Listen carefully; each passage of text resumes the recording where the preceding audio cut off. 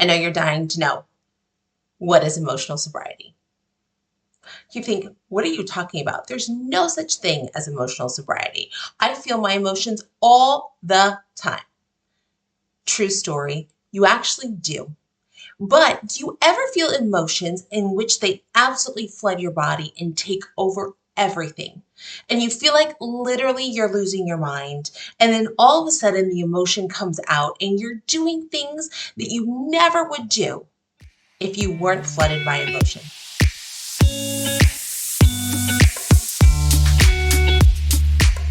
Welcome to Emotional Sobriety. Glad you're here. I am so honored to walk you through this process because emotional sobriety is something that has absolutely not only changed my life, but it's something that changes a lot of clients that I work with. And when we start understanding that emotions, number one, are 100% natural. Emotions are when something on the outside of us hits our nervous system. Our nervous system begins to translate it into, is this dangerous or it's not? Or how does this make me feel? Or is this bad? Is this good? And I will tell you that then what triggers within our brain is a reaction. Now, emotions are not bad. What we do with our emotions is actually where things can get a little twisted. And I will say we can mess up. If you look at a 2-year-old, you're not going to say to a 2-year-old, stop feeling. Because guess what? A 2-year-old's emotions and their behavior go hand in hand. So if that 2-year-old is upset, they're going to be crying. If that 2-year-old is excited and hyper, they're going to be running around. If that 2-year-old is tired, they're going to be rubbing their eyes and they're going to be kind of moaning and maybe even quietly crying.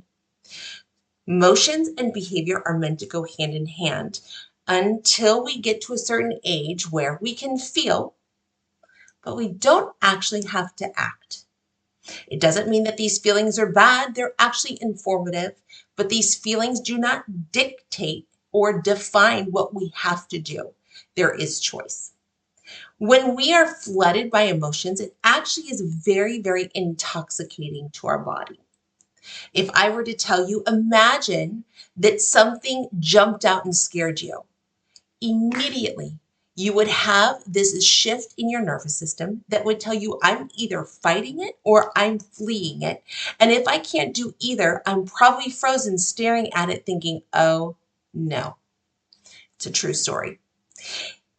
Emotion will always cause a shift within our nervous system. And when this shift happens, if the shift happens, we are actually going to move in that direction to keep us safe. Now, not all things in this world are about our safety. A lot of things in this world make us feel, but they are not about need. A lot of things in this world make us feel, but we don't have to react to them. So let's talk about how to remain sober. If something comes at me and I'm able to say, I'm still safe enough to be here, I actually don't have to push back. I can actually take a breath. If I take a breath, I can take inventory about how I'm feeling and how I want to proceed, how I choose to proceed. And sometimes that may look like me being quiet. Sometimes that may look like, you know what, I need to excuse myself for a few minutes and I'll be back. Sometimes that can absolutely look like, whoa, please stop.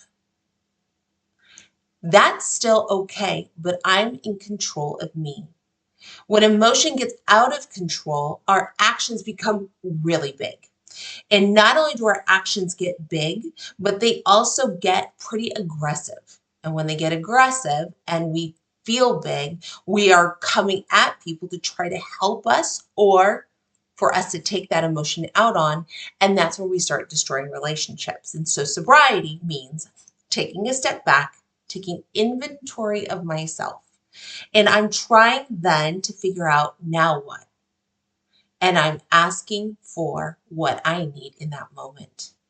If the other person doesn't respect that, then I can walk away. I can say, you know what? Disengaging at this point. Thank you so much. Off I go. And if I want to stay and try to communicate clearly, I'm going to make sure that my body is calm. I'm going to make sure that my body is in a neutral position. And I'm not there to fight them. I'm actually there to connect with them, with clear communication, hopefully coming to a resolution. Do you ever know those people also who are loving the drama? Sometimes when we're raised in households in which there's a lot of emotional tension, we don't understand it, our nervous system actually gets used to that emotion. And so there are people out there who love the drama. Not only love the drama, maybe even create their own drama. And I'm not saying that they're doing it purposefully, they're actually doing it subconsciously. So if you watch those people, one of those questions would be like, what was your childhood like? What was going on with your parents? What was happening around your house? What were you exposed to? A lot of times our nervous system gets really, really used to how we were raised.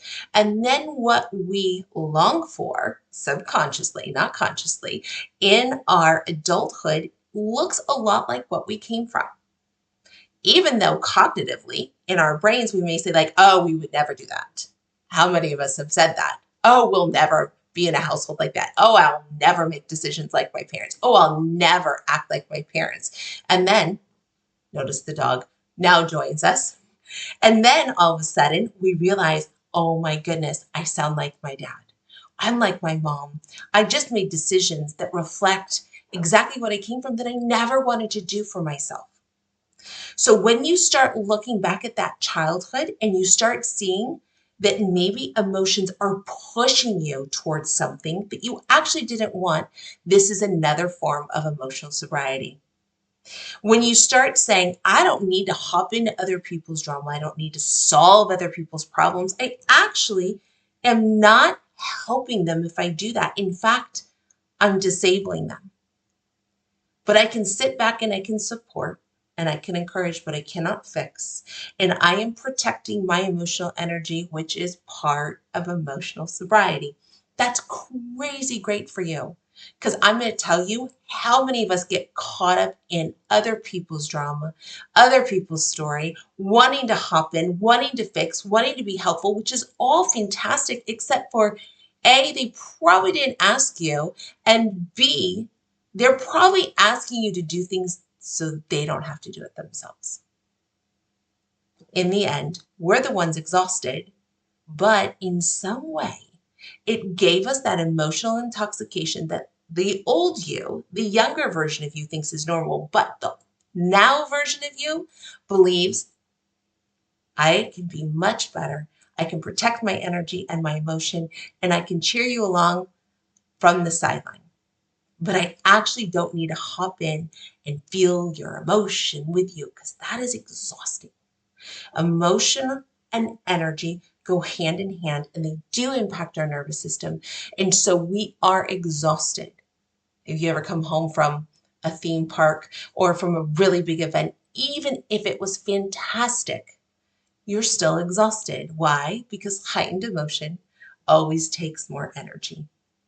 So as you are looking at this emotional sobriety, again, I would encourage you. What is it that you're seeking? How is it that you can be part of without getting drained? And how is it that you can cheer people on alongside them, but not do the work for them and not feel for them? This is the coolest thing if you can figure out how to do it. And I am so here for it.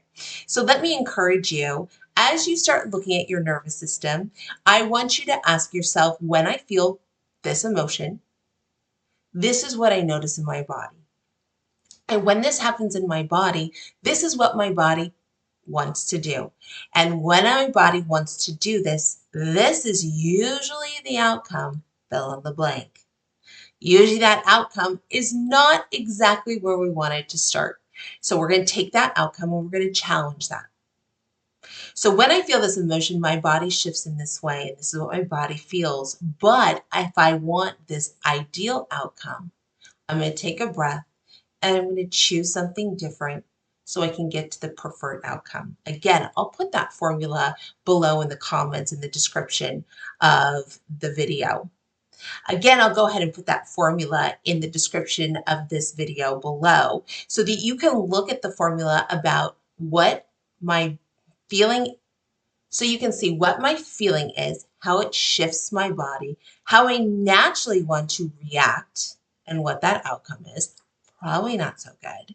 And then not changing what my nervous system does and not changing what the emotion is or what my body does, but actually stopping this process right here and taking it and saying, but what do I want instead and how do I get there? This is how we create health. This is how we create healthy relationships. This is how we give ourselves energy. And I am so excited to be on this journey with you. I say that over and over again because I believe in change. And I believe small changes make really big growth. When we change the small, we actually have potential for growth. And that growth over time will absolutely change your life. It might seem messy in the beginning, but I promise it's going to get better. And as it gets better, it's going to lead you to best without a shadow of a doubt so that you can live the life that you've always wanted. Because it's possible. I believe it. I've done it. I'm still doing it. We are always a work in progress, but I'm going to tell you that when you're in a life that you choose and you're a part of and you believe it, you show up. Not only do you show up, you actually find peace in the showing up. So thanks so much for being here. Please follow, subscribe for more. I'm so happy to be in this podcast land with you.